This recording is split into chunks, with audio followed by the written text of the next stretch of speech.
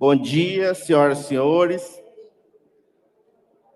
Nosso agradecimento inicial à ABENC, na pessoa do presidente engenheiro Francisco Ladaga, pelo honroso convite para compor este, doutor, que é o único painel formado por não engenheiros.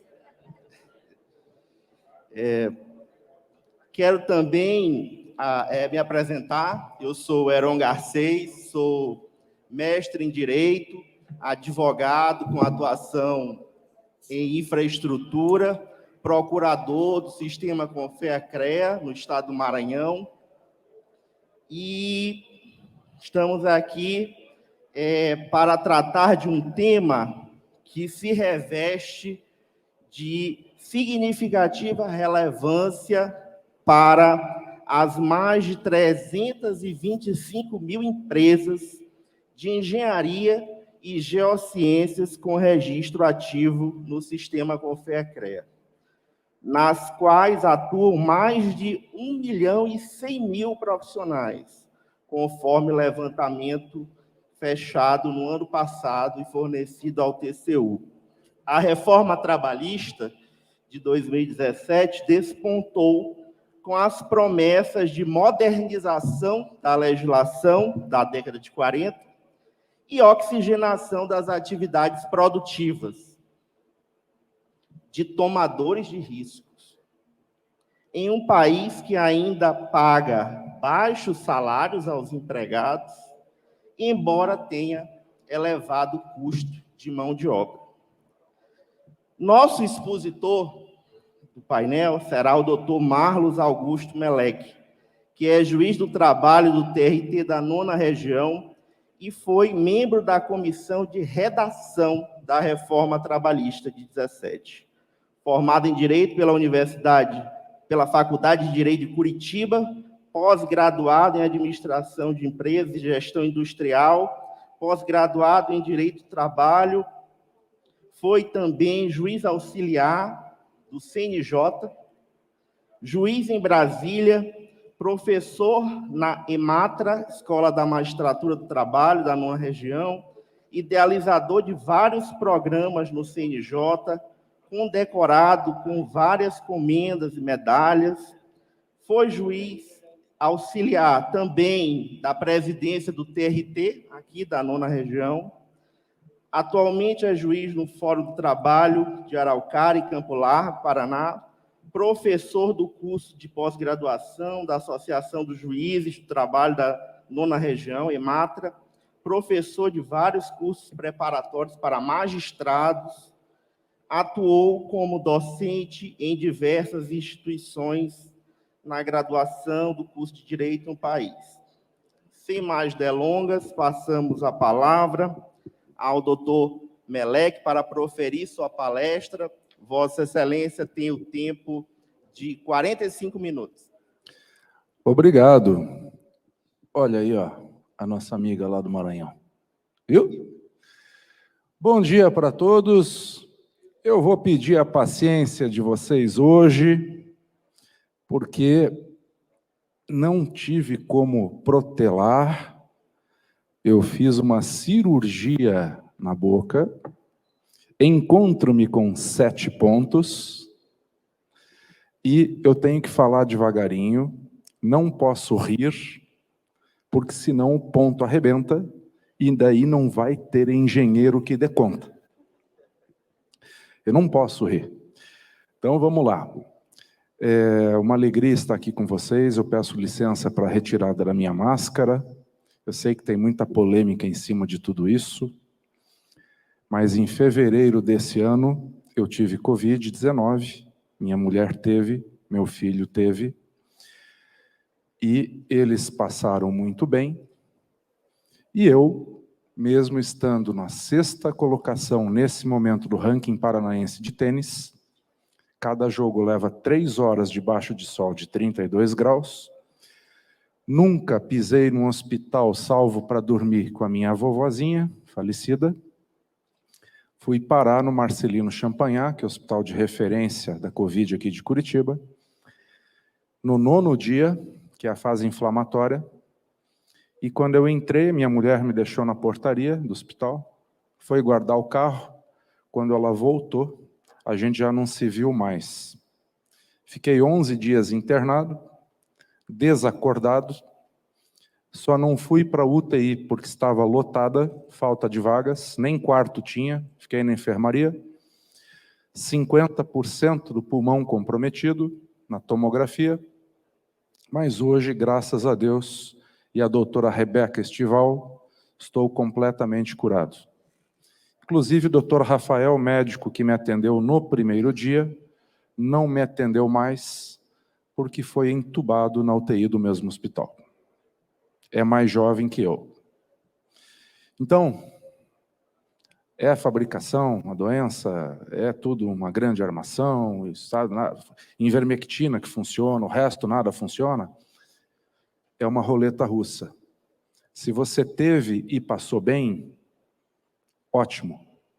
Se você perdeu familiares por causa disso, receba aqui as minhas condolências.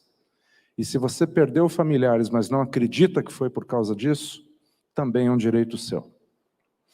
Mas, para mim, estar aqui com vocês hoje é uma celebração da vida. Só quando a gente vê a morte bem de perto, quando a gente flerta com a morte, 4 aparelhos não param de apitar à tua volta no hospital, é que você começa a ver o que realmente é essencial na vida. Então, vida, celebrando o Natal e um ano novo de muitas realizações, paz e sem vírus para todos nós, livres dessas máscaras, livres de tudo isso aí, que Deus assim nos permita. Bem, que é isso, gente. Eu penso, não sei, eu confesso que enquanto você estava lendo toda essa coisa arada, advogado adora, né? Olha o tamanho do negócio, advogado é fogo, né? Nós do direito adoramos essas coisas, né? Que os engenheiros contam e nós fala, né? Mas assim, eu não sei se ele falou, que eu penso que o que foi de mais importante na minha vida até hoje, na parte profissional, foi ter sido convidado pelo presidente da República, Michel Temer, para participar da escrita, da redação da reforma trabalhista do Brasil.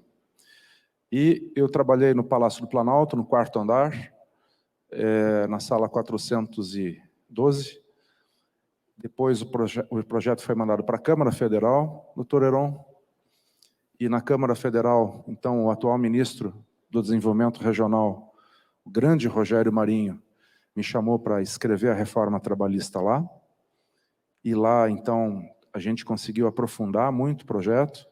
Foram 209 coisas que nós conseguimos mudar na legislação trabalhista brasileira.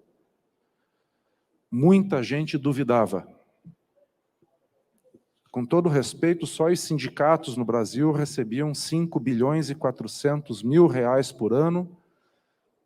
O dinheiro caía na conta. Temos bons sindicatos, temos maus sindicatos, é verdade, mas o dinheiro caía na conta. Eram 23 mil sindicatos no Brasil. Tinha até sindicato da indústria do vestuário da roupa branca. Brasil, país da piada pronta. Né? E isso tudo acabou. Tudo reduziu, peneirou. Né? E depois, o projeto aprovado na Câmara foi para o Senado, onde eu fui chamado, então, pelo senador Ricardo Ferraz e acompanhei a reforma trabalhista bem do comecinho até o fim dela.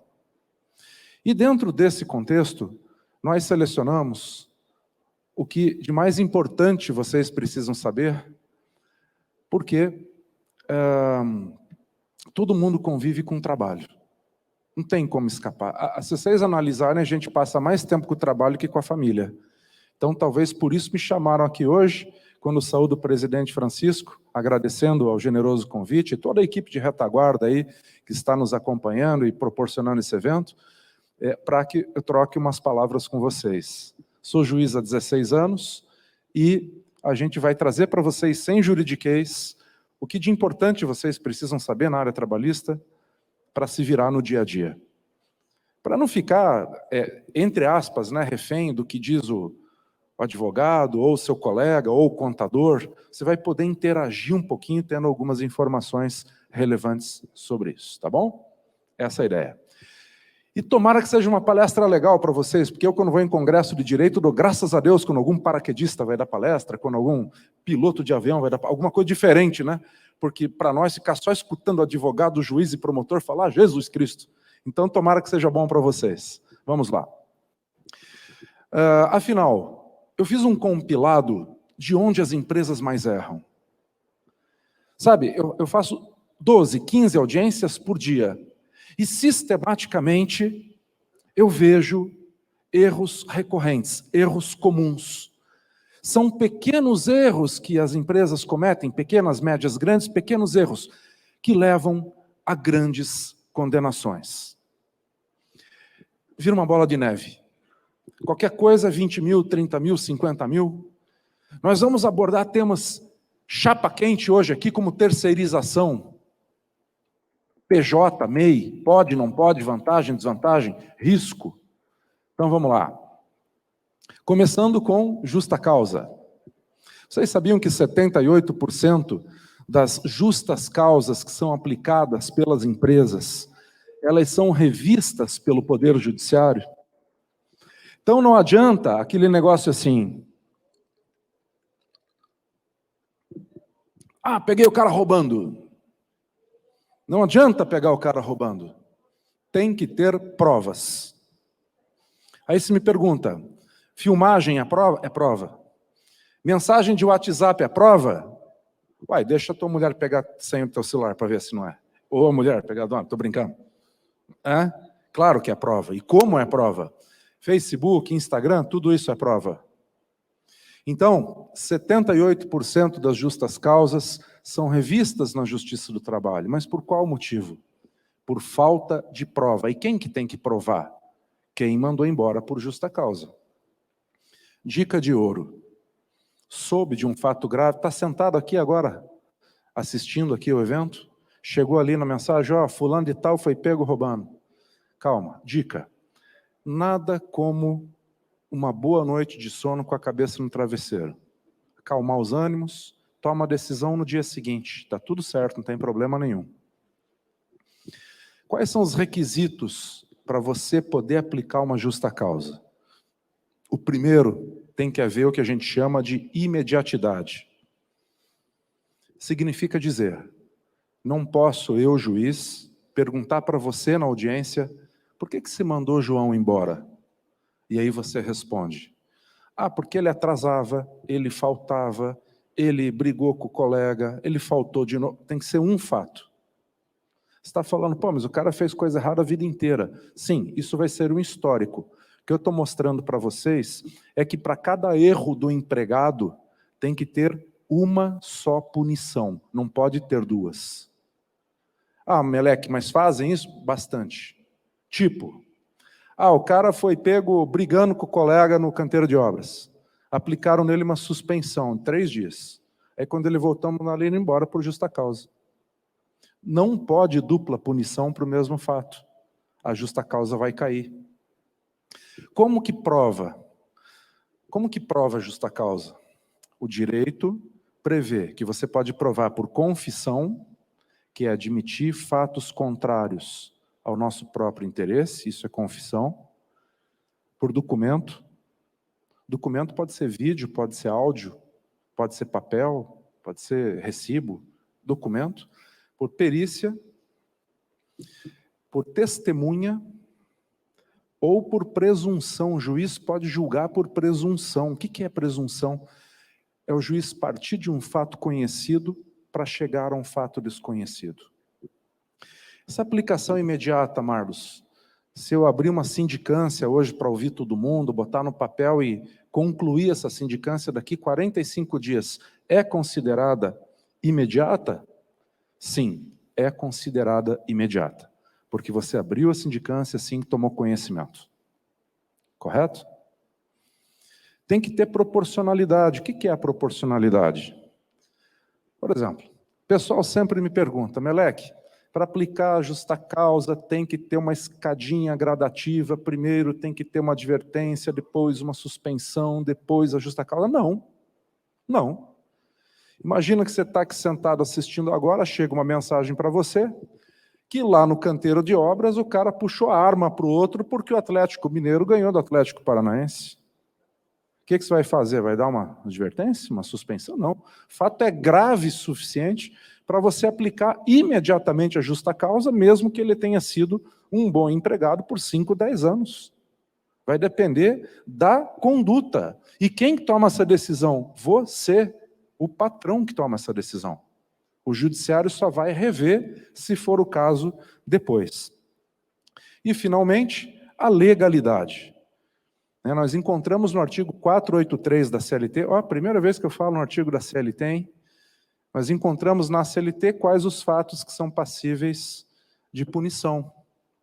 Só que eles são fatos genéricos, está lá improbidade. Então, qualquer ato de desvio, de furto, de apropriação indébita é improbidade. Correto? Eu teria algumas histórias para contar para vocês aqui, mas eu tenho 45 minutos, eu não vou contar histórias hoje, porque senão não vai dar tempo, tá bom? Penalidades do contrato. Quais são as penalidades que você pode aplicar num trabalhador? E aqui eu dou uma dica de ouro de novo, me permitam, que que normalmente nas pequenas e médias empresas a gente acaba criando algum tipo de laço de amizade com o trabalhador. E 83% das empresas do Brasil, segundo o IPEA, o Instituto de Pesquisa Econômica e Aplicada do Governo Federal, mostra que 83% das empresas do Brasil têm até 14 empregados. Então, são pequenas e médias empresas. E aí fica mais difícil de você aplicar uma punição no cara. Você está convivendo ali todo dia, tal, aplicar uma punição no cara. Só que se você não aplicar, depois não tem como comprovar. Chega em juízo, excelência, mas ele por 10 vezes faltou, por 20 vezes criou problema. O senhor tem provas? O senhor aplicou alguma... Não. Então, para o direito não existe. Vão por mim. É melhor você conduzir o seu negócio aplicando as penalidades quando necessárias. Aquilo vai ficar um gosto amargo, vai ficar indigesto por 24, 48 horas e depois a coisa já retoma e normalmente o penalizado repensa o ato que ele cometeu. Até para que ele não sirva de exemplo ruim para os demais. Pensem nisso. Então a primeira possibilidade de punição é uma advertência verbal, mas não adianta você dar uma advertência verbal. Como é que é seu nome? Hã? Sofia. Sofia, se chegar atrasada de novo, eu vou penalizar você. Só que eu não tenho prova dessa advertência verbal. Então, por mais que ela seja verbal, você tem que reduzi-la a termo. Olha que curioso.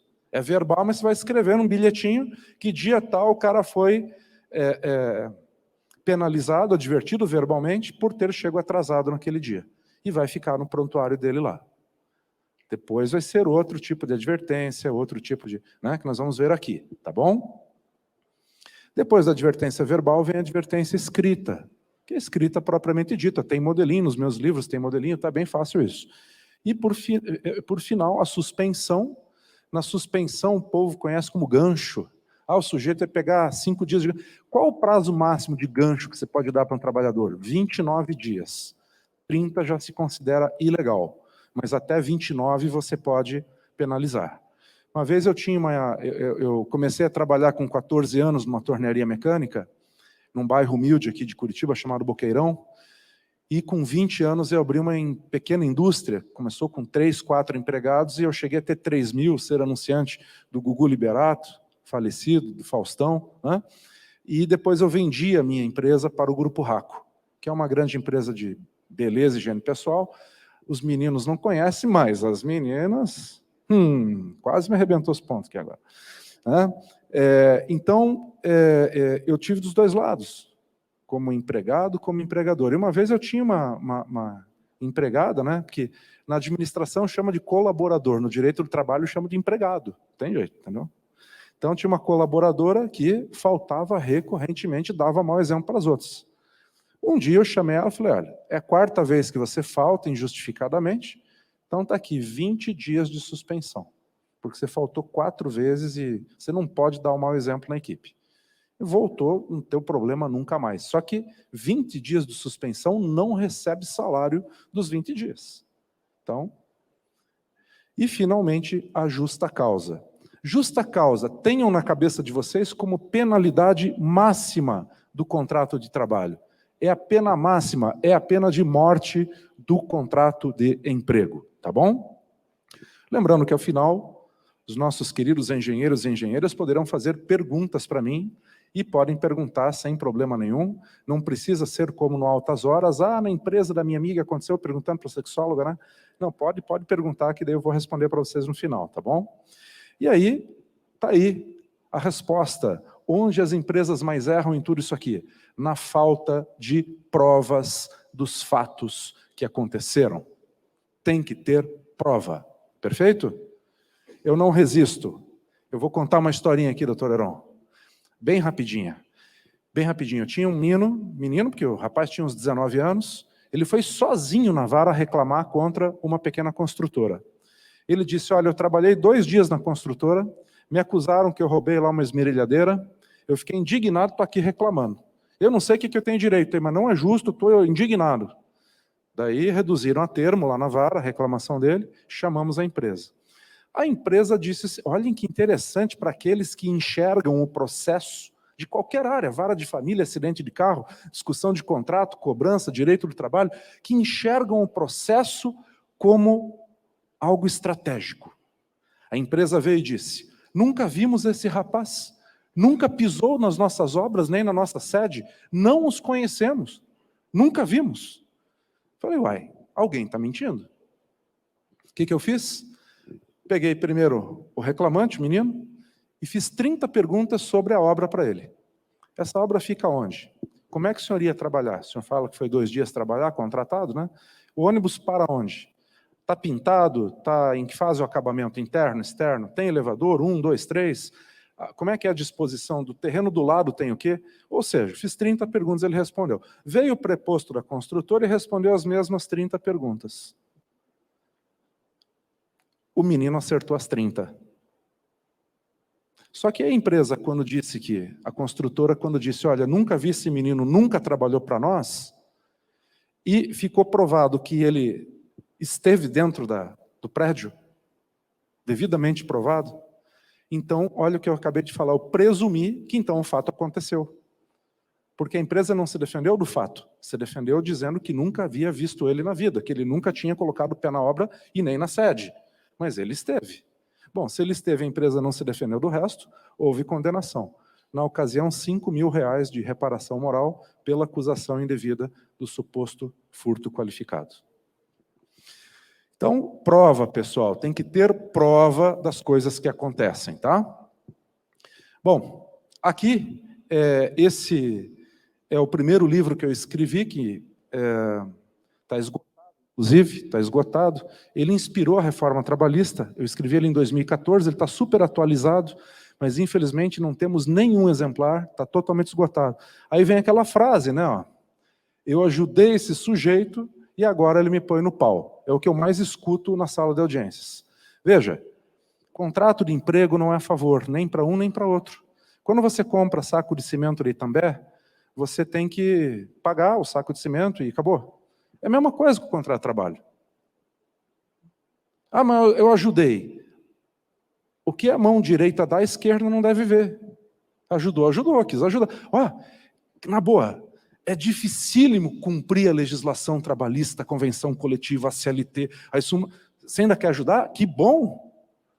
Mas isso não vai fazer nenhuma diferença depois, se você deixou de pagar FGTS, se você deixou de registrar o sujeito, cujo prazo para registro em carteira agora, que é e-social, é de 5 dias úteis. Nós mudamos com a reforma, eram 48 horas. Entenderam? Então, é melhor cumprir o contrato do que contar que, mas eu dava casa para o sujeito, veio do interior. Vai. Então, tá aí. Uma dica importante sobre o contrato de trabalho, nós vamos falar do contrato de trabalho agora, tá? É, por exemplo, prever que se o trabalhador causar danos, ele deve pagar.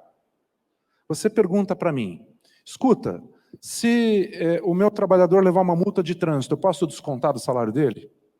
Ele estava manobrando o caminhão da empresa e raspou na lateral de maneira injustificada, porque foi falta de atenção, eu posso descontar dele?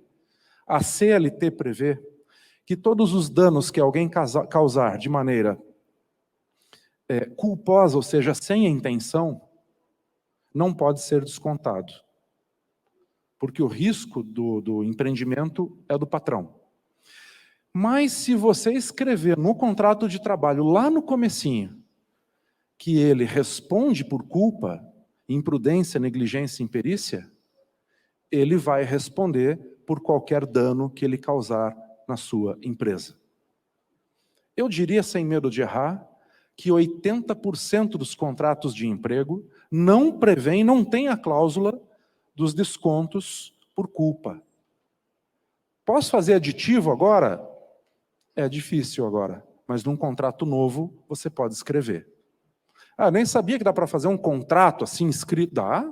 Além de registrar no e-social e colocar no CBO, servente, pedreiro, você pode fazer um contrato com o cara, prevendo uma série de coisas. Prevendo transferência, a possibilidade de transferência para outra cidade, outro estado, prevendo a questão da culpa no contrato, prevendo como é que vai funcionar o contrato de experiência, prevendo quais são as funções que ele pode atuar sem que haja acúmulo.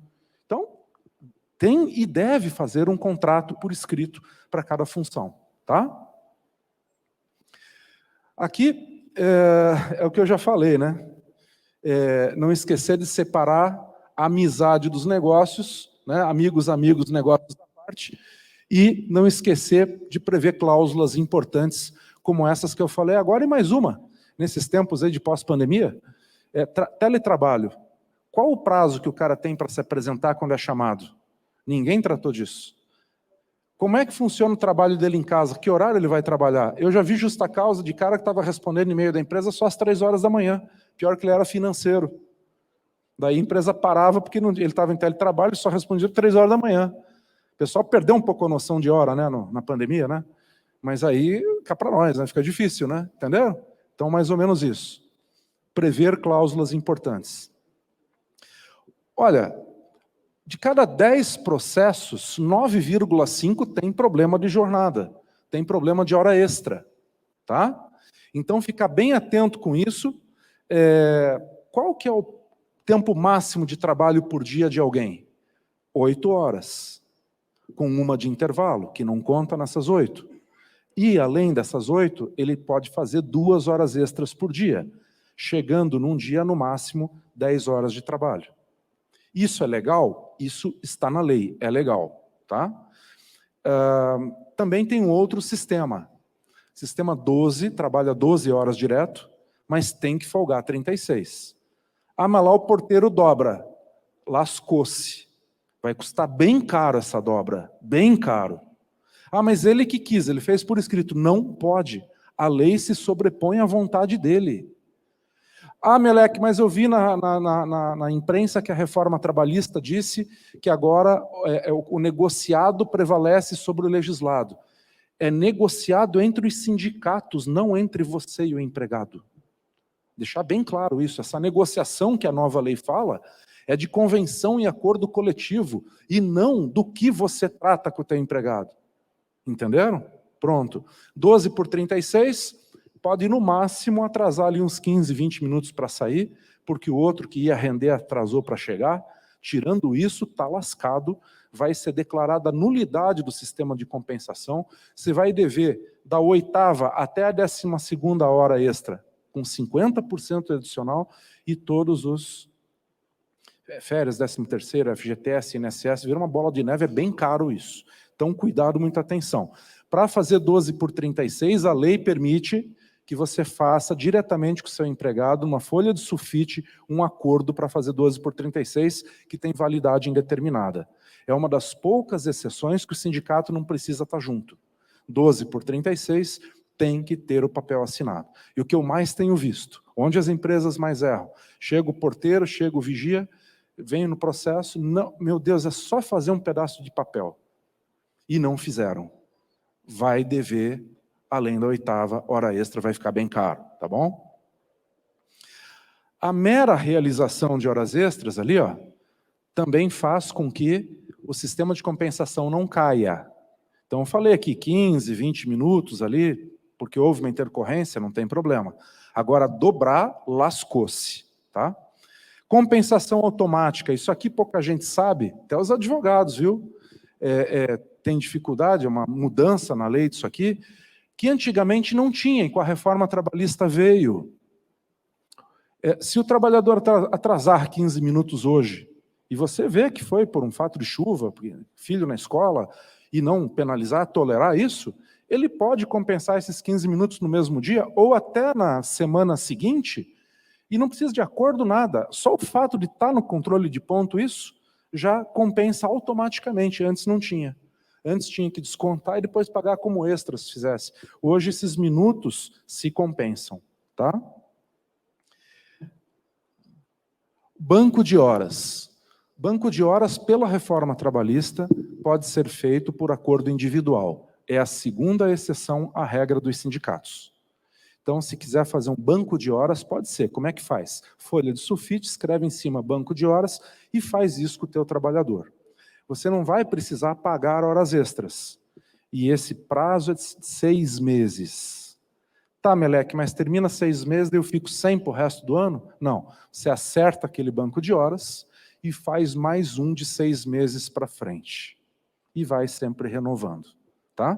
É uma forma inteligente de reduzir a oneração da sua folha de pagamento, e para o trabalhador também é bom, porque um dia ele precisa ir ao médico, levar o tio, outro dia ele precisa renovar a carteira de motorista, e ele vai ter uns dias também que ele pode tirar de folga. Tá? Controle de ponto agora pela Lei da Liberdade Econômica, editada pelo presidente da República, o Bolsonaro, e pelo Paulo Guedes, nosso ministro da Economia, prevê que apenas as empresas que têm mais de 20 empregados é que devem necessariamente ter controle de ponto. Senão, não precisa. Aí você fala, mas se o cara alegar que fazer hora extra, e o ônus da prova é dele de provar. Tá? E tempo à disposição. Isso aqui, para troca de uniforme agora e horas em itinere, são duas coisas que pegam bem na construção civil, né? E eu tive na CEBIC recentemente, e até vai ter um quinta CEBIC comigo aí, não sei quando que é, Jorge, depois o Jorge passa para nós aí, né? Vai ter um quinta CEBIC comigo aí, acho que é logo aí, nós vamos falar desses temas, tá? E também convido a todos para no dia 28 de dezembro, às 22h30, assistirem ao grande debate da CNN, em que eu estarei debatendo com um advogado uma série de questões interessantes, tá legal? Então vamos lá, tempo à disposição. Olha que legal, se você obrigar o seu empregado a se trocar, vestir o uniforme dentro da empresa, você tem que pagar o tempo que ele troca o uniforme como hora extra. Se você permitir que ele venha uniformizado de casa, você está desobrigado a pagar hora extra mesmo que ele troque de uniforme na empresa. Está na lei, reforma trabalhista, simples assim. Tá? Também a questão de horas em itinerário aqui, aquele deslocamento até o local de trabalho, né? Com a reforma trabalhista não existe mais. Porque nós percebemos que os empregadores estavam tirando as vans, os ônibus e as combis para buscar os trabalhadores, porque além de mandar buscar em casa, ainda estavam pagando como hora extra. Aí cortavam, aí o pessoal estava indo trabalhar a cavalo, de motoca, CG 125, estavam capotando na curva. É sensacional isso daqui. Então nós tiramos as horas em itinerário para dar segurança jurídica para que vocês possam, sem medo nenhum, fornecer van, ônibus, micro-ônibus, carro, para buscar o trabalhador em casa e levá-lo até o trabalho. Bem, então onde que as empresas mais erram? No controle de jornada. Estamos carecas de saber, mas não custa lembrar. Não pode ter controle de ponto britânico. O que é isso? Entra 8, 8, 8, 8, 8, 8, 7, 17, 17, 17, 17. Meu Deus, o cara não atrasa, nem chega mais cedo, nem mais tarde, o cara é sensacional. Isso não existe. Então o controle não pode ser britânico e até hoje acontece. O intervalo intra-jornada pode ser pré-anotado, para que na hora do almoço ou do jantar não percam tempo de ficar na fila batendo cartão. Mas tem que pré-anotar. Então tem que estar escrito, mesmo que seja eletrônico, tem que estar marcado lá o intervalo do cara. Se ele disser que não cumpriu o intervalo, o ônus da prova de provar é dele, do trabalhador e não da empresa, se houver a pré-anotação do intervalo. Tá? Temos o sistema de compensação do sábado, bem famoso, né? O cara trabalha um pouquinho mais das 8 horas durante a semana, 8 horas e 48, para não precisar trabalhar no sábado. Ah, mas eu precisei trabalhar no sábado porque o concreto ia chegar, não podia fazer separado, porque daí ia secar e não sei o quê. Não pode trabalhar no sábado. Se ele trabalhar no sábado, não adianta você pagar a hora extra só do sábado. Você vai perder todo o sistema de compensação daquela semana.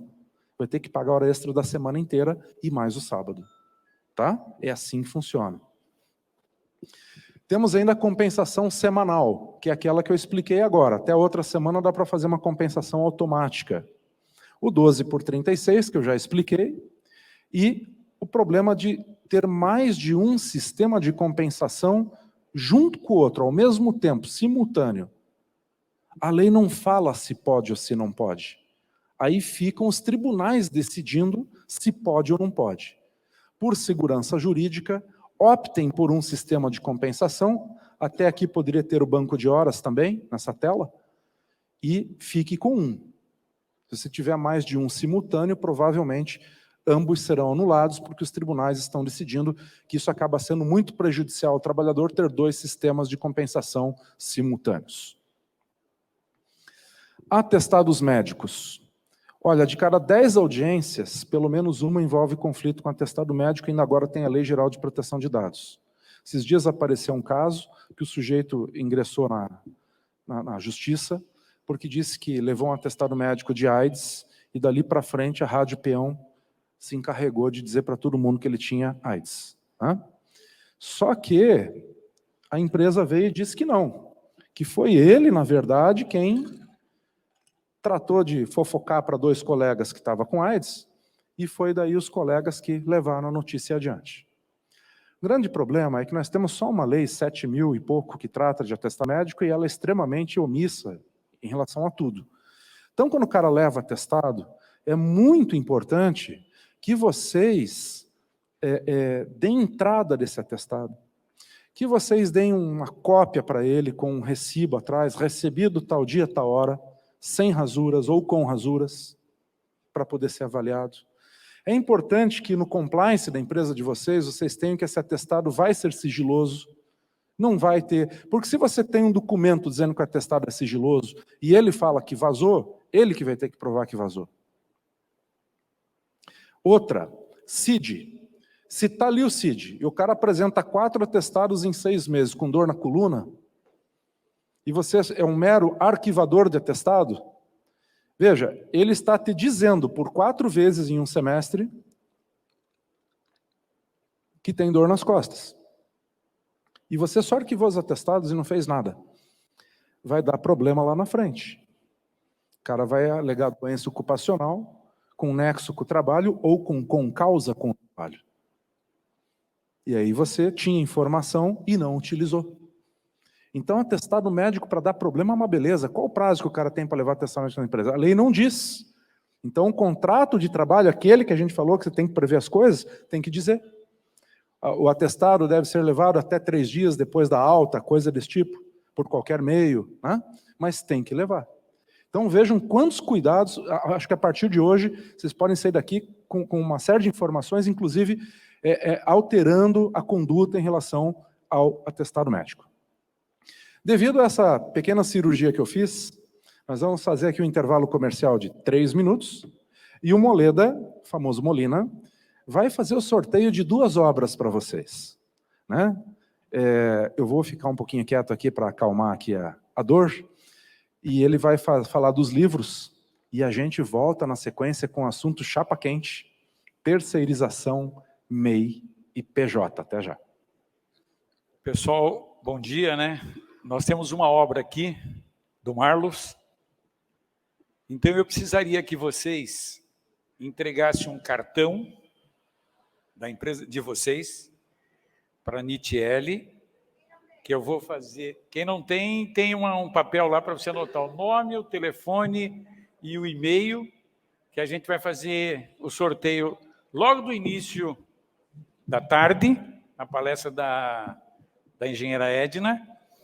E eu tenho também, então, a primeira obra é uma obra do Marlos, aqueles que precisarem, aqueles que se interessarem por esse assunto, nós reservamos aquele canto lá, tem os livros dele, e uma coisa interessante, ele vai se dispor a autografar o livro para vocês. Então, assim que terminar o assunto dele, vocês se dirijam para lá para tirar foto do lado dele e para também o livro. O segundo livro aqui é a Avaliação Ambiental dos Processos Industriais. É uma cortesia do nosso livreiro Aurélio, que está em exposição ali. Então, todos aqueles... Tem uma série de assuntos, e ele trouxe todos os livros de São Paulo com os assuntos do seminário, né, do nosso congresso. Então, depois vocês façam uma visitinha para ele lá. E aqui nesse seminário ele está dando um desconto de 10%. Então, é o que nós estamos pedindo. Fica bem claro para vocês, então, entregar para a Nitieri lá, tem o nome, o telefone, sem pressa nenhuma. E eu sou portador de R$12 que alguém perdeu aí. Se me contar o número da cédula, eu vou devolver. Estou certo, Marlos? Certíssimo. Senão eu vou sortear junto com o livro. Pronto. Obrigado, olha aí, ó. Nada como um juiz para nos orientar, né? A gente sempre precisa, né, Nelson? Perfeito, pessoal? Sim. Os livros? Sim, sim. Depois vocês podem se dirigir lá para tirar uma foto com o Marlos e comprar os livros lá com ele também. Ele não vai ficar aqui, apesar de ser um convidado nosso, para estar hoje à tarde com o ministro, mas ele tem um relacionamento muito bom com o ministro Tarcísio. Ele contou que estava aqui, estava deixando um livro, já recebeu a resposta do ministro na hora. Então, para nós, é uma satisfação receber você aqui, estar contigo aqui, né? E vamos receber dessa forma. Perfeito, pessoal? Alguma dúvida? Tudo bem? O ar-condicionado está bom para vocês? Nós queremos, no final, após a palestra do ministro, fazer uma avaliação. Então, vai ter um questionário lá fora para vocês passarem e darem uma nota. Eu tentei conseguir um totem lá para vocês darem uma notinha lá de 0 a 9, né? Não consegui, mas passem lá, deixam o que vocês viram, sugestões para os próximos CBEM, que a gente também está aceitando. Enfim, estamos aqui, estou à disposição de vocês para atender o que for necessário. Perfeito? Agradecendo o nosso querido Molina, parabenizando pela organização, pela contribuição. Ao final dessa segunda etapa da fala do doutor Marlos, nós abriremos para as perguntas, 4 ou 5 perguntas dos interessados, perguntas de 1 minuto, com resposta de até 2 minutos, tá bom, doutor Marlos? Obrigado, doutor Heron. Então, agora nós vamos tratar da terceirização. Né? E lembrando, a editora Estudo Imediato, a figura do Jorge está ali, eu vou estar autografando os livros para vocês, para aqueles que desejarem, né? Vai ser uma honra poder atender vocês. Os livros são escritos do jeito que eu falo assim com vocês, entendeu? Vê que até agora eu consegui citar um artigo da lei, só que foi da justa causa, 482 e 483. Tirando isso, vocês estão aprendendo um pouquinho de direito, sem ficar com a chatice de falar lei, número tal, artigo, né? É o importante saber a essência. Terceirização. O que está acontecendo? Né? Antes da reforma trabalhista, era possível, vocês lembram disso, terceirizar atividades meio. Portaria, vigilância, limpeza, estão lembrados, né? Depois da reforma, veio uma lei que diz que pode terceirizar tudo, liberou geral. Pode terceirizar, inclusive, a atividade principal da empresa. Ou seja, construtora pode terceirizar o engenheiro. Construtora pode terceirizar aquele pedreiro de mão cheia. Está cada vez mais difícil hoje em dia, né? Não sei se é só aqui em Curitiba. Né? A escola de inglês pode terceirizar a professora. O Brasil pegou essa informação, Eu acredito que a gente lê manchete, mas tem preguiça de ler a notícia. E o que começou a acontecer? Começou a pipocar pelo Brasil inteiro, nos últimos 3 anos, 14 milhões de microempresários individuais, mês. E muita gente virou PJ. Então a empresa te chama, você é engenheiro, e diz assim, escuta, vamos fazer uma PJ aí, porque nós vamos pagar menos imposto, você vai recolher menos imposto, fica bom para todo mundo. E você topa. Ou topa meio contrariado, ou topa e fica feio, mas topa. E aí, pode? Está correto? É possível, juridicamente falando? Não. Não. Você fala, não? Não. Mas está todo mundo fazendo. Eu já vi pequena, média, grande empresa fazendo. E agora, como é que fica? Fica assim. Lembram que eu falei que amigos, negócio à parte? Quando o cara sair, provavelmente vai te botar na Justiça do Trabalho. Então, a minha esposa é advogada, ela tem um caso de uma famosa emissora de televisão lá do Acre, que o gerente comercial era PJ.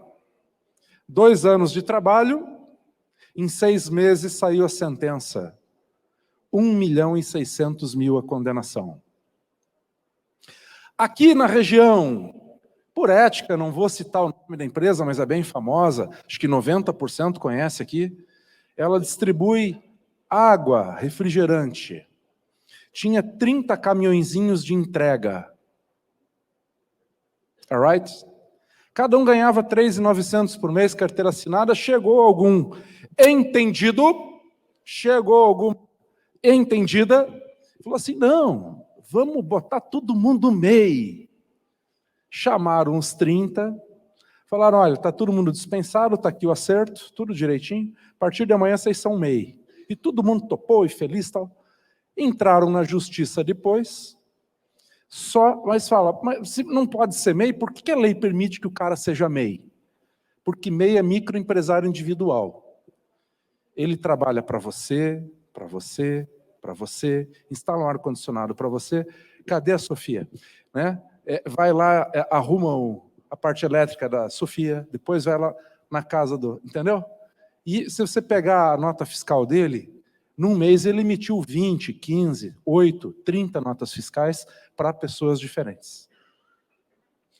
Agora, quando o cara emite nota só para você todo mês, eu já vi MEI que tem crachá da empresa. Eu já vi MEI que bate o nome da empresa também, porque questão ética. Então, se o cara trabalha com pessoalidade, subordinação, remuneração e habitualidade, é empregado. Ah, mas ele tem MEI, ele recebe... Pois é, esse que é o problema. Porque se paga 3,5 para o cara de salário, e como virou MEI, você vai falar, como não vai ter férias, não vai ter 13º, não vai ter FGTS, em vez de te pagar 3,5, eu vou te pagar 5. Só que também me livro do resto, você também. A Justiça do Trabalho depois vai pegar como salário para fazer as contas, 5. Aí vocês vejam, bom, a empresa que tem os 30 caminhõezinhos e fez MEI todo mundo, valor das condenações de um motorista de entregador de água, valor das condenações para um motorista que trabalhou 3, 4 anos entregando água.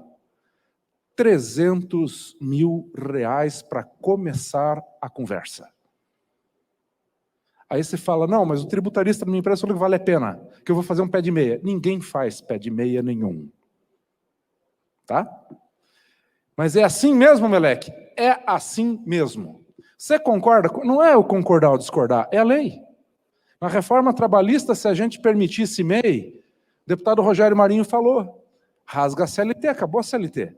Ah, mas é para rasgar. Bom, aí é uma questão de opinião de cada um, mas naquele momento, o deputado Rogério Marinho, presidente da República, não quiseram rasgar a CLT naquele momento. E a CLT convive com tudo isso aí, MEI, com outras formas de trabalho. Por enquanto é isso. Então, como é que faz para terceirizar? Para terceirizar, você contrata uma empresa de terceirização e fala para o cara, escuta, me manda aqui 5 pedreiros, 7 serventes e 1 mestre de obras. E vem o cara já contratado na empresa de terceirização para prestar serviço para a sua empresa, que mesmo assim responde se a empresa de terceirização não pagar. Por isso, você pode fazer um contrato bem feito com a empresa de terceirização para blindar a sua empresa nessa relação comercial com a empresa de terceirização. Beleza? Entenderam isso? Bom, está claro o problema da terceirização? É quase difícil de acreditar, porque está todo mundo fazendo, né? Mas aí eu digo, está todo mundo parando também atrás da placa de proibido parar e estacionar. A gente vê todo dia, ou seja, as ilegalidades acontecem e está errado. Então, leve isso em consideração, tá? Então, falta de contrato bem elaborado e fiscalização de documentos. Por exemplo, você contrata a empresa de terceirização, mas não quer que ela apresente o FGTS recolhido, as férias, e vai pagando ela lá e ela não está pagando os caras, por exemplo. Então, fazer um contrato bem feito com a empresa de terceirização, tá? Terceirização não é sinônimo de pejotização. Essa é a frase que vocês devem gravar. Dano moral, a justiça não pode ser uma loteria. Eu tive numa mesma pauta, meu tempo está encerrando já, mas eu tive numa mesma pauta, numa tarde, 2 processos muito curiosos. 2 pedreiros antigos na carreira, na profissão, que perderam um olho, perderam a vista de um olho, por um prego, e eles não estavam com óculos de segurança e, por azar, nem com óculos de grau nem de sol. E lei de Murphy, bateu com o martelo no prego, o prego veio direto no olho. Que mira, hein? Que coisa, né? Nos 2 processos foi feito acordo, isso que é interessante. Uma empresa era pequena, a outra era grande. E caiu no mesmo dia, mas não tinha nada a ver uma coisa com a outra. Empresas diferentes, entendeu? Diferentes. Foi feito acordo por 30 mil. Eu tive um caso de uma empilhadeira que atropelou um menino numa empresa ali, que eu julguei, não cheguei a julgar porque foi feito acordo na véspera da sentença. 700 mil reais. O sujeito tinha 26 anos, ficou comprovado que a culpa foi da empresa em atingir, ele perder a perna inteira, e daí com o pagamento da perna mecânica e mais a reparação moral, que eu não cheguei a julgar, fizeram um acordo por 700 mil reais parcelado. Então, a reforma trabalhista trouxe um limite para o dano moral. Tá? O que acontece no dano moral, né? Você pode ter meta na tua empresa, você pode ter. O que você não pode é colocar o trabalhador exposto. Então coloca o nome de todo mundo lá e o ranking. Faz que nem La Casa de Papel, dá um nome para cada um, Tóquio, não sei o quê, e ninguém sabe quem é quem, daí você pode fazer. Os balõezinhos também, você é o balão vermelho, você é o balão amarelo, você é o balão mágico. Nossa, tem gente que é desse tempo aqui. E aí, você não vai nominar as pessoas, então pode ter meta, mas tem que esconder os dados, não pode expor a pessoa, tá? Apelido. Esse é o fulano e tal, em vez de chamar pelo nome, é um apelido, né? Mas o próprio cara quer que seja chamado assim. Não permita na tua empresa, porque todo mundo é amigo. Quando ele sai, depois ele vai para a justiça e diz, olha, me chamavam, era o Tampinha. Meu nome é João, me chamavam de Tampinha. Mas o senhor já não tinha apelido Tampinha? Não interessa, eu ficava constrangido de ser chamado de Tampinha. Leva 3 testemunhas, até filmado, que chamavam de fato Tampinha, a sua empresa vai ser condenada porque os colegas chamavam ele de Tampinha. Então você tem que botar ordem no negócio, entenderam? Jornadas exaustivas, você tem aí aquela jornada que extrapola demais, com muita frequência, coisa de 14, 15 horas por dia de trabalho, vai dar dano moral. Isso aqui que me causa um pouco de... eu sou contrário a isso aqui, né? Terceiros assaltam o seu ambiente de trabalho, vocês são vítimas, mas vocês vão ter que pagar dano moral para o empregado, porque ele foi roubado por terceiros no ambiente de trabalho. Então, sinceramente, é o entendimento majoritário dos tribunais, eu firmemente não concordo com isso aqui. Vocês já pagam impostos abusivos, não se entendem com reforma tributária no Brasil, até porque a conta para pagar que não sai reforma administrativa é muito grande, e aí você ainda tem que pagar pelo roubo que você sofre. Meu tempo já estourou, Heron, mas eu vou contar uma história rápida. Aqui era uma pequena pizzaria, e aí estava ali o dono da pizzaria, um rapaz de uns 28 anos, e a menina que estava processando a pizzaria, porque houve um roubo à noite na pizzaria, a mão armada e tal, né? Não sei que esse estatuto de desarmamento só funciona para nós, porque para os bandidos eles estão armados sempre, né? Eu estava falando com um guarda municipal em Paranavaí, ele falava, pô, aqui a gente até um tempo atrás só usava arma não letal de dar choque, uma vez fui dar choque num cara grande, daí que ele ficou louco e veio para cima de mim. Os dardos pegaram tudo no cara, daí que ele enlouqueceu e veio para cima de mim, né? Então, assim, é muito legal tomar a decisão em Brasília, no ar-condicionado, mas no dia a dia e fora, a vida é bem diferente, né?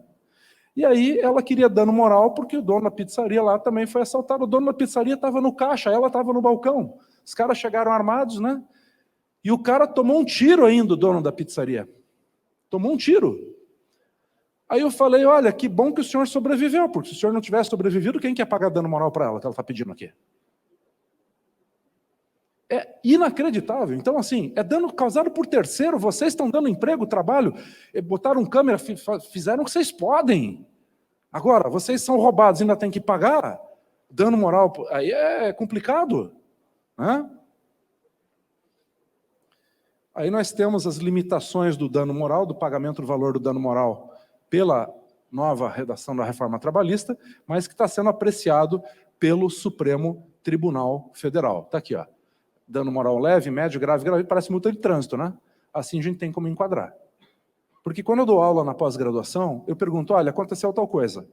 Vocês todos são juízes agora. Quanto que você daria dano moral? Vai de 10 mil a 10 milhões. Então não tem parâmetro. Agora tem.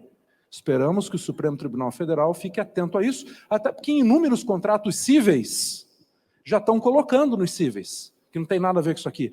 Olha, caso haja indenização, será de no máximo 15 vezes o valor desse contrato. Quer dizer, não tem nada de absurdo nisso aqui, tá? Bom, e aí nós temos o artigo 216, o segundo artigo que eu falo alguém, né? O segundo artigo que eu trago aqui para vocês, né? Que é o problema do assédio sexual. Bom, eu sei que meu tempo está esgotado, eu peço mais 5 minutinhos para terminar, tá? Mas olha só, assédio moral, assédio sexual tem que ser de um superior para um subordinado. Se for de colega para colega, é horizontal, não tem assédio sexual. E está ali a pena, ó. A pena é alta, tá? É o artigo 216, vai de detenção até 2 anos, doutor Heron. E vai o senhor lá defender o cara e habeas corpus e não sei o quê, né? Mas eu vou contar de novo para ilustrar isso aqui uma historinha para vocês.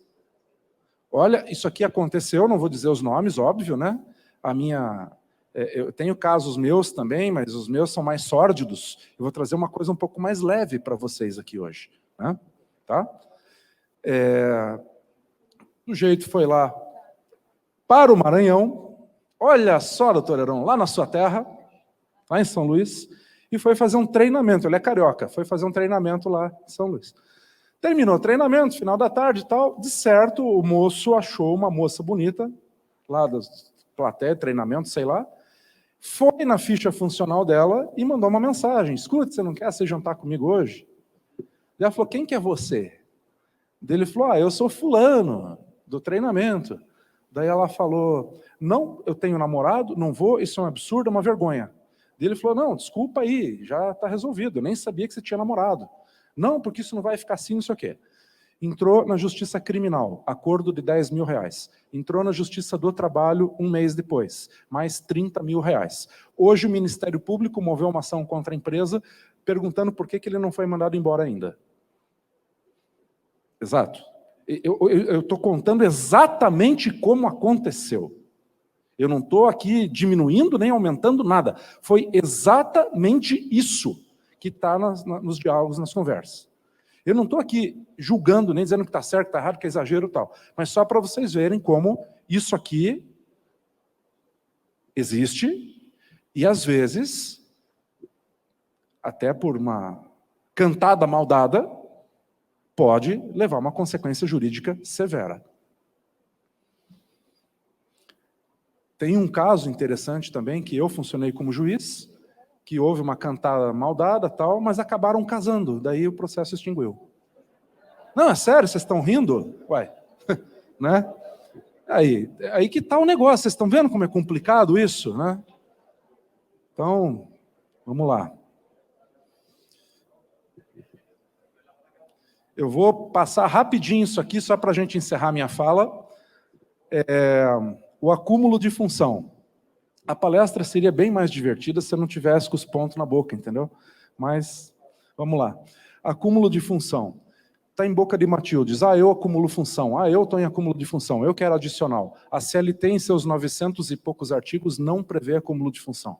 Se você contratar alguém com multifunções, o que a gente chama no meio de produção taylorista, toyotista, você pode fazer naquele contrato de trabalho inicial. Não tem acúmulo. Eu topei fazer isso e aquilo por X mil reais por mês. Então, beleza, está tudo certo. Tá? Não tem, apesar do pessoal falar, não tem acúmulo de função.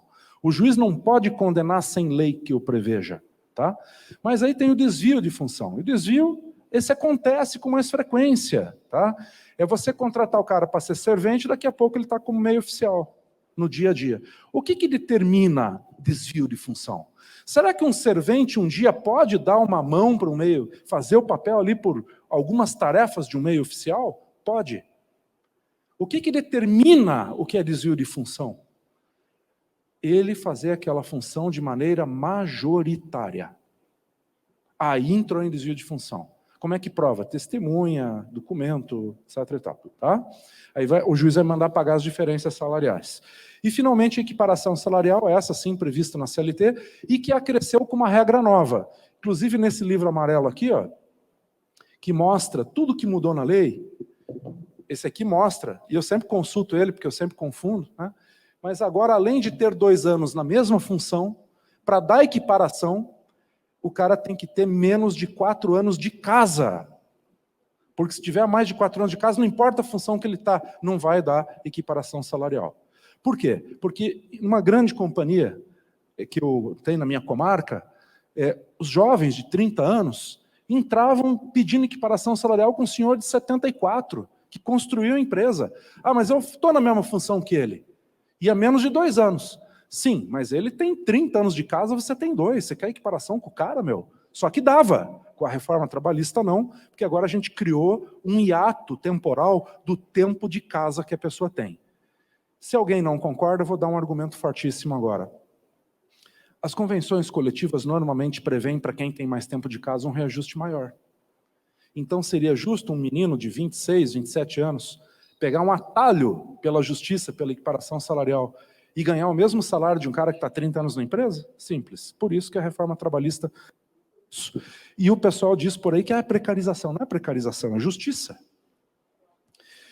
Bom, separação temporal na função e no tempo de casa. Na função são 2 anos e no tempo de casa são 4 anos, tá?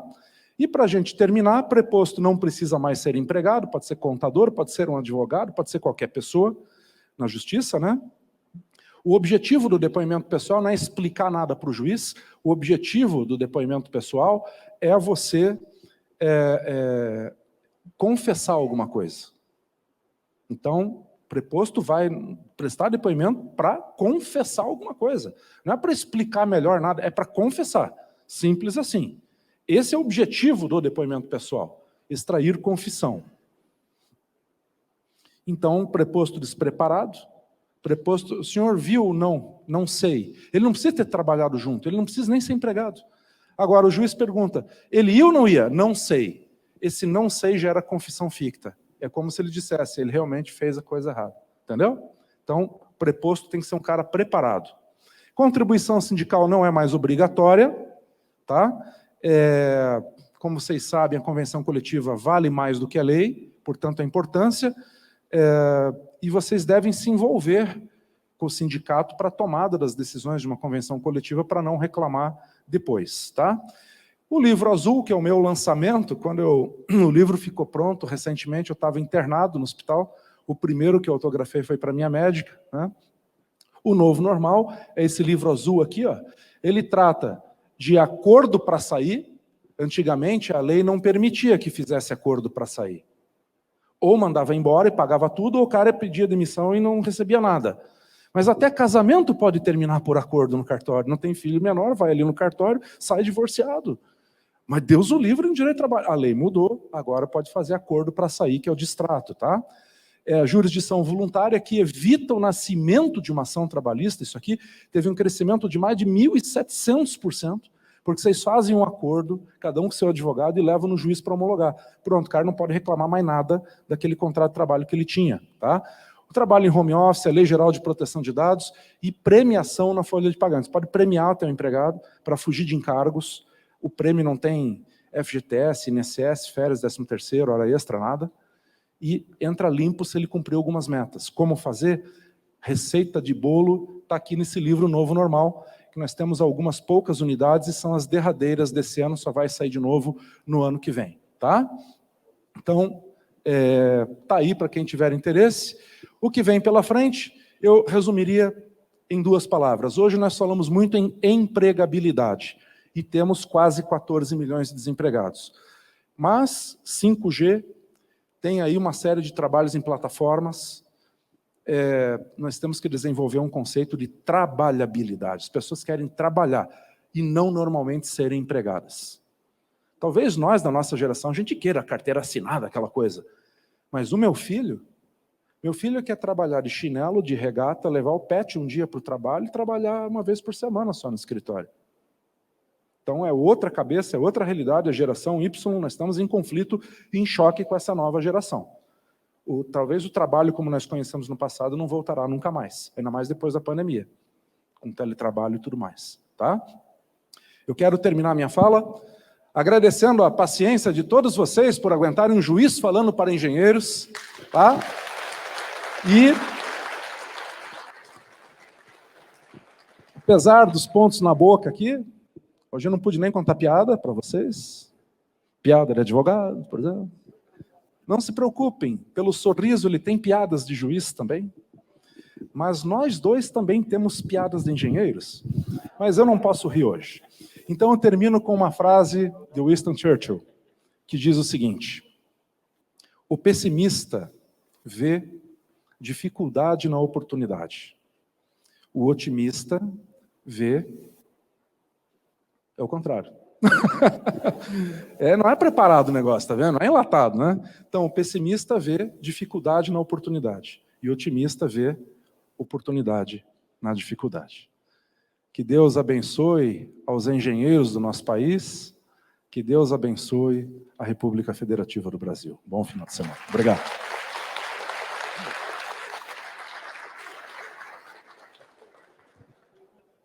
Opa!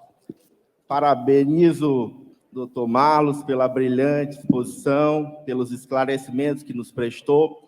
Vamos abrir para as perguntas, 4 perguntas da plateia, de 1 minuto.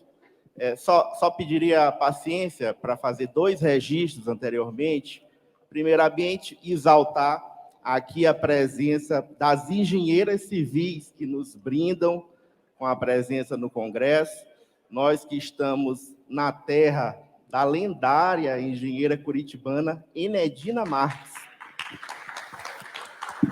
que foi, como sabemos, uma das primeiras mulheres a atuar na engenharia nas décadas de 40 e 50. Né? Também gostaria de fazer uma saudação especial à delegação do Maranhão, presidente engenheiro civil Luiz Pless, presente, engenheiro Antônio Carlos, engenheiro Zé Henrique, parabéns pela presença, cujos nomes saúdo também todos os representantes do sistema Confeacre. Primeira pergunta, por gentileza, só identifique-se pelo nome e estado, para facilitar. Então, bom dia, doutor Melec, sou diretor de negociações coletivas do Sindicato dos Engenheiros do Rio Grande do Sul, também faço parte da diretoria da BENC. Eu gostaria de fazer 3 colocações e para o pessoal também entender. A primeira, o senhor falou da terceirização. Temos o entendimento, né, no primeiro momento, da questão trabalhista, propriamente dito. Poderemos considerar também como uma fraude trabalhista a questão da pejotização, da terceirização mal feita, digamos assim. Outro ponto Se o senhor pudesse explanar um pouco a questão do salário mínimo profissional dos engenheiros, né? Lei 4950A de 66. E a gente tem dito no Rio Grande do Sul que se o nosso trabalho lá deixar o piso como piso e não como teto, como vem sendo praticado no mercado, a gente deixa um legado. É difícil. Então, também gostaria de... A prática de não aplicar, né, a Lei 4950A, ela pode ser considerada dumping social? Perfeito. Muito obrigado pelos questionamentos. Podem perguntar o que quiserem, eu estou aqui para ajudar, para responder no que eu souber, tá bom? Bem, agradecendo a pergunta que vem lá do Rio Grande do Sul, o melhor lugar para se viver, não é verdade? Primeiro, a Justiça tem sim, como Ministério Público, visto que a terceirização mal feita, ela é uma fraude. Aí ela declara nulidade daqueles PJ, daqueles MEIs, reconhece o vínculo empregatício, desprezando toda a papelada tal, e com base na fraude acaba condenando a empresa. E realmente isso fica muito caro, tá? Eu não estou aqui colocando o meu ponto de vista, a minha opinião. Eu estou colocando o que está acontecendo hoje no Brasil, que é o que vocês têm que saber, né? E em relação à lei, a discussão que pairava sobre o salário dos engenheiros, assim como dos médicos e dos advogados, ficou entendido no Tribunal Superior do Trabalho que deve-se respeitar ali o salário mínimo hora da profissão. Então, nós temos que sair com esse conceito, que o que está na lei é que tem que se respeitar, a interpretação que foi feita da lei é que tem que se respeitar o salário mínimo hora do engenheiro ou da engenheira, e não necessariamente o piso. É isso que o TST decidiu, novamente não faço aqui nenhum juízo de valor, se é certo ou errado, mas é o que foi decidido e é aquela história, manda quem pode, obedece quem tem juízo, tem uma hierarquia, o Tribunal Superior do Trabalho é a Corte Suprema Trabalhista, só cabe recurso para o Supremo, então é isso que restou decidido. Então, se você contratar um engenheiro e ele trabalhar X horas por dia, você vai pagar o salário mínimo hora da convenção, do piso normativo, do salário mínimo nacional do engenheiro ou da engenheira. Mas ele não precisa receber necessariamente o piso salarial se ele trabalhou menos horas do que determina as 44 semanais. Tá? Opa. Bom dia, Eduardo, de Brasília.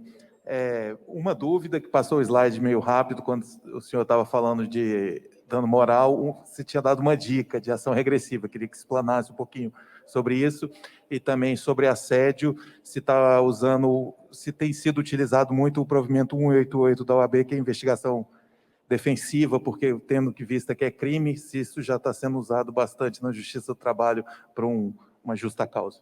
Obrigado. Muito obrigado. A pergunta que vem lá do Cerrado, lá da nossa terra seca até setembro, depois chove, primeira chuva tão esperada, né? E depois começa a chuvarada, né? Lá da nossa querida Brasília, Distrito Federal. O 188 não está sendo utilizado para investigação do crime de maneira prévia, tá? Na Justiça do Trabalho. Os juízes não têm suspendido o processo para aguardar julgamento do criminal também, porque são independentes, tá? E a dica da ação de regresso é a seguinte, isso é bem interessante. Se um trabalhador causa um dano a um consumidor, por exemplo, a um colega de trabalho, e a empresa é condenada por isso, porque responde pelos atos de seus empregados, eu tenho uma série de ponderações sobre isso. Eu entendo que nem todo empregado é representante da empresa, nem todo empregado é preposto da empresa, como diz a lei. Mas os tribunais interpretam que sim, tá? Que todos os empregados são prepostos da empresa. Beleza. Então, se a empresa for condenada por um ato que foi causado pelo José, depois a empresa pode ingressar com uma ação trabalhista, inclusive, cobrando regressivamente o valor que foi condenado. Então, tudo bem, eu sou empresa, eu respondo pelo ato do José. José fez coisa errada, paguei a reparação moral ou material, tudo bem. Mas eu posso depois, eu, empresa, ingressar com uma ação contra esse trabalhador, dizendo, olha, você fez coisa errada, eu fui condenado, então agora você pague. Exemplo que acontece muito na minha comarca. Motorista de ônibus dirige de maneira inadequada e causa danos às pessoas que estão dentro do veículo, dentro do ônibus. Freada brusca, arranca sem fechar a porta, a pessoa cai, se machuca, vai para o hospital. Eles processam quem? A empresa de ônibus.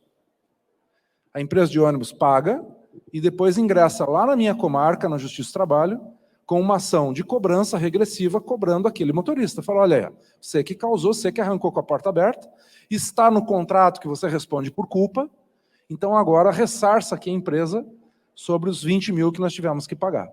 Isso existe? Isso existe. É possível? É possível. É muito utilizado? Não, mas deveria. Terceira pergunta, por gentileza. Boa tarde.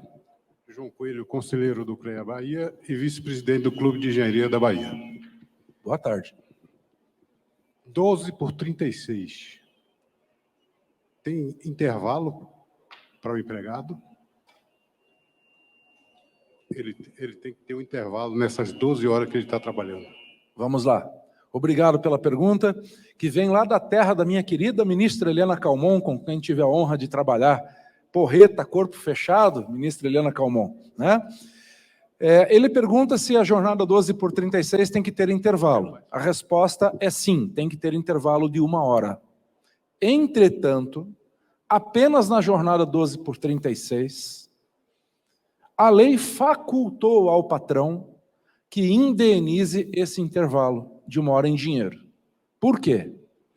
Porque nós observamos que seria difícil, bem inviável, a empresa fazer uma substituição daquele trabalhador, especialmente no horário noturno, na madrugada. Como é que a empresa vai botar um porteiro 3 horas da manhã para ele fazer intervalo? Primeiro que está tudo fechado, nem Subway está aberto 3 horas da manhã para você comer pão com presunto e peito de frango. Quanto mais, ele não tem onde comer, não vai sair aonde para comer, né? Está tudo fechado. E você também não tem como botar alguém no lugar dele. Quem que vai sair e ficar 1 horinha ali, se sujeitar a ficar 1 hora e depois ir embora? Então, por isso, somente na 12/36, sim, é possível indenizar o intervalo de 1 hora. Tá? Claro, vai depender muito de caso a caso. Se o intervalo for de dia, a pessoa pode sair, você pode dar o intervalo, dependendo da situação. Agora, se for à noite, a lei olhou muito para essa questão noturna. Diga. Advertência verbal. Você tem que fazer uma nota. O empregado tem que assinar essa nota ou você somente no seu registro? É bem importante que o empregado assine essa redução a termo para ficar comprovado que ele tinha ciência que ela foi dada. E aquela velha história que vocês já ouviram falar e eu vou carimbar agora. Se ele se negar a assinar, você chama 2 pessoas que vão assinar como testemunhas. Essas testemunhas não precisam ter visto o que aconteceu. Se o cara brigou, xingou, roubou, não. Apenas vão testemunhar que ele se negou a assinar um papel, que era aquele ali. Só isso, tá bom? Muito obrigado pelas perguntas. Bom dia, obrigado pela brilhante explicação. A engenheira Alice Scholl, Rio Grande do Sul, faço parte também da diretoria da BENC. A minha pergunta é saber qual o seu entendimento com relação aos nossos colegas engenheiros civis que fazem perícias e que fazem, posso dizer, 100% de dedicação à Justiça do Trabalho.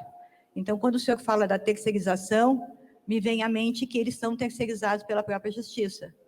Qual o seu entendimento com relação a isso? Porque, pelo seu falou, pode dizer que há um vínculo trabalhista nessa atividade. Fiquei em dúvida completamente. Certo. Muito obrigado pela pergunta.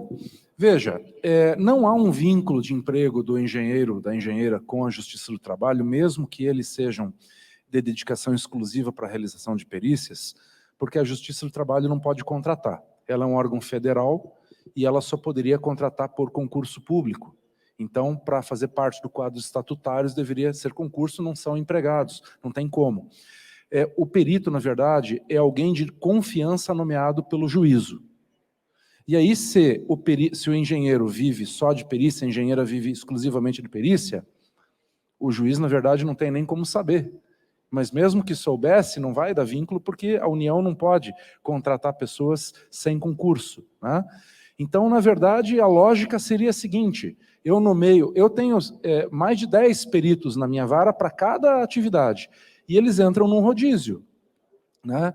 Então, se o perito opta em trabalhar só para a justiça, fazendo perícias, é uma opção que ele fez, mas, infelizmente, ele não vai ter vínculo empregatício.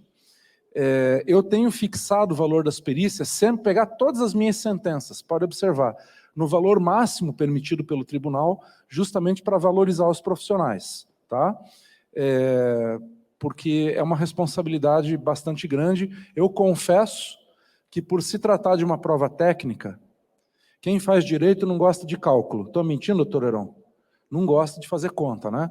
Então, eu acredito plenamente no laudo. Eu nunca discuti em 16 anos de carreira o laudo de um perito técnico, seja médico, seja engenheiro, seja contábil, nunca discuti um laudo. Então, eu procuro remunerar bem. Hoje, o teto para pagamento de uma perícia está na casa de 3 mil e poucos reais na Justiça do Trabalho, né? 2 e pouco lá? Ah, não, mas isso é o que o juiz está fixando. O teto está em... Pois é, mas aí eu recomendo que se converse com o juiz, sabe? Falar, olha, o tempo que a gente gasta, a responsabilidade que tem, né? Porque realmente R$400 para fazer o laudo e ir na empresa. Vamos falar a verdade, hein? Com a gasolina 7 pilas, só para ir e voltar, já gastou 250, dependendo do lugar, né? Aí não compensa, aí não dá, né? Aí explica tudo isso para o juiz, porque... por isso que eu digo, já que foi judicializado, já que teve que fazer perícia, agora paguem. E o profissional tem que ser bem remunerado, tá?